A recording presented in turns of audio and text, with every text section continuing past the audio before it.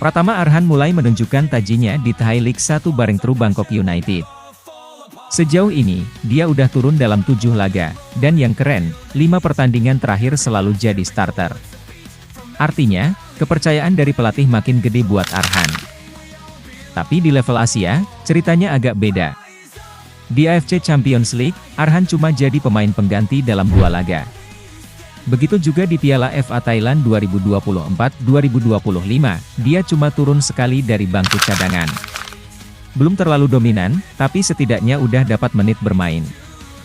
Walaupun masih adaptasi di beberapa kompetisi, performa Arhan di liga domestik cukup menjanjikan. Main reguler di klub luar negeri jelas jadi modal berharga buat dia. Pengalamannya bakal makin matang kalau terus dapat kesempatan di pertandingan-pertandingan besar. Dengan menit bermain yang mulai stabil, peluang Arhan buat balik ke timnas Indonesia makin terbuka lebar.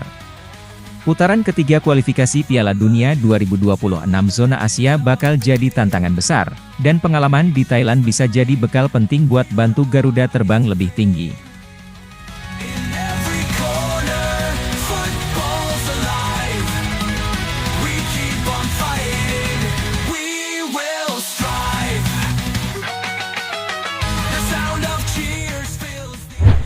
Ula Romeni akhirnya pecah telur di kasta kedua Liga Inggris, bareng Oxford United. Striker timnas Indonesia ini sukses mencetak gol perdana saat timnya melawan Coventry City di pekan ke-35 Championship 2024-2025. Main sebagai starter, Romeni ngebantu Oxford nyamain skor 1-1 di menit ke-53 setelah sebelumnya tertinggal lewat gol cepat lawan. Gol itu jadi momen spesial buat Romeni, apalagi ini adalah gol pertamanya sejak resmi jadi WNI pada 8 Februari 2025. Sayangnya, meskipun dia tampil penuh 90 menit, golnya belum cukup buat nyelamatin Oxford dari kekalahan. Coventry akhirnya menang dengan skor 3-2, bikin tim kuning ini harus pulang tanpa poin. Tapi setidaknya, Romeni udah mulai menunjukkan kelasnya. Butuh 6 laga buat dia akhirnya mencatatkan namanya di papan skor. Dia juga nggak ngerasa terbebani sama label harga mahalnya, meskipun Oxford ngeluarin 2 juta euro, sekitar 33 miliar rupiah, buat ngedatengin dia dari Utrecht. Itu bikin dia jadi pemain termahal sepanjang sejarah klub.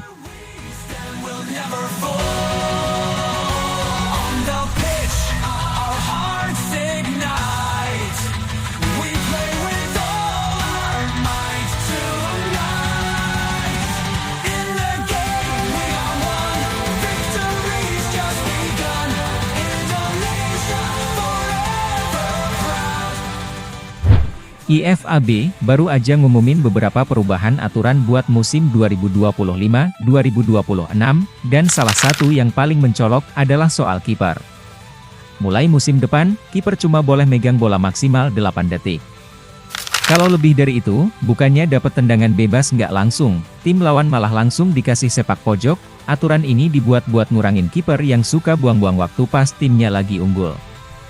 Perubahan ini tentu jadi tantangan buat kiper timnas Indonesia, Martin Paes dan Emil Audero. Mereka harus cepat beradaptasi karena aturan ini bisa langsung berdampak di kualifikasi Piala Dunia 2026. Garuda bakal hadapi laga berat lawan Australia di Sydney pada 20 Maret, lalu 5 hari kemudian tanding lawan Bahrain di SUGBK. Bisa nggak mereka ngejaga ritme permainan tanpa kena jebakan aturan baru ini? Selain aturan buat kiper, ada juga perubahan tentang kapten tim. Di beberapa kompetisi, cuma kapten yang boleh protes ke wasit dalam situasi tertentu. Tujuannya jelas, biar komunikasi lebih rapi dan gak ada pemain yang kebanyakan protes sampai bikin ricuh. Wasit juga bisa lebih fokus ngambil keputusan tanpa tekanan berlebihan dari pemain lain. VAR juga kena update. Sekarang, wasit bisa ngumumin hasil tinjauan VAR langsung ke stadion kalau pemeriksaannya lama. Selain itu, asisten wasit disuruh berdiri sejajar sama titik penalti biar bisa lebih akurat ngecek posisi offside atau pelanggaran kiper di penalti. Dengan semua perubahan ini, musim depan bakal makin seru dan penuh tantangan buat para pemain, termasuk timnas Indonesia.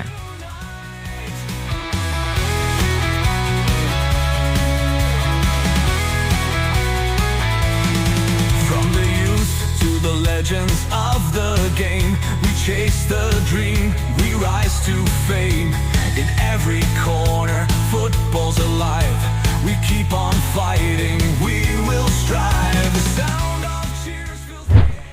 Liga 2 musim 2024-2025 akhirnya kelar, dan PSIM Jogja keluar sebagai juara setelah ngalahin Bayangkara FC 2-1 di final yang digelar di Stadion Manahan, Solo. Kemenangan ini nggak cuma bikin mereka angkat trofi, tapi juga memastikan tiket promosi ke Liga 1 musim depan bareng Bayangkara FC dan Persijap Jepara. Selain itu, striker PSIM, Rafinha, juga dinobatkan sebagai best player dan dapat hadiah 75 juta rupiah atas performa ciamiknya sepanjang musim. Tapi yang bikin netizen heboh bukan cuma gelar juara PSIM, melainkan hadiah yang diterima Rafinha. Soalnya, nominal 75 juta rupiah itu sama persis dengan denda yang harus dibayar gelandang Persib, Beckham Putra. Dia kena sanksi dari Komdis PSSI gara-gara selebrasi Ice Cold pas lawan Persija Jakarta, plus larangan main 3 pertandingan. Netizen langsung berasumsi kalau uang denda Beckham dipindahin buat hadiah Best Player Liga 2, yang bikin cerita ini makin seru. Rafinha sendiri santai aja dengan gosip itu. Dia malah nge-tag Beckham di Instagram pas pamer foto trofi Best Player, dan Beckham pun langsung ngebales. Interaksi mereka jadi hiburan tersendiri buat fans bola Indonesia. Di luar drama itu, musim ini jelas jadi momen bersejarah buat PSIM yang akhirnya bisa balik ke kasta tertinggi sepak bola Indonesia. Liga 1 musim depan bakal makin panas dengan kehadiran mereka.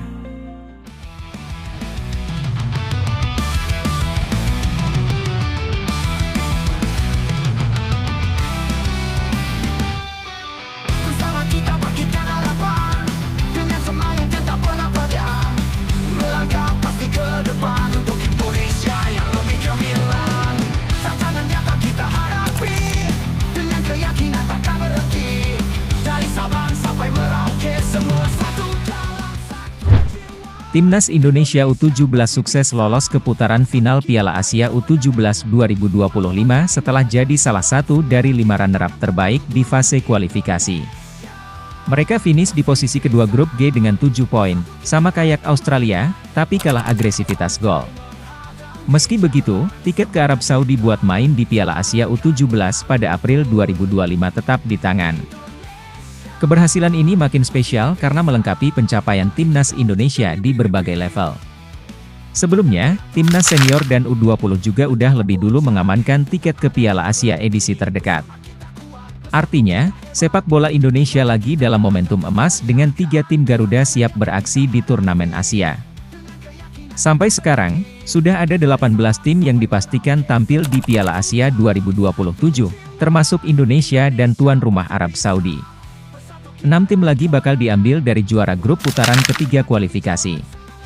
Dengan semua pencapaian ini, masa depan sepak bola Indonesia makin cerah, dan fans pastinya udah nggak sabar nunggu tim kesayangan beraksi di level tertinggi Asia. Jalan semangat kita.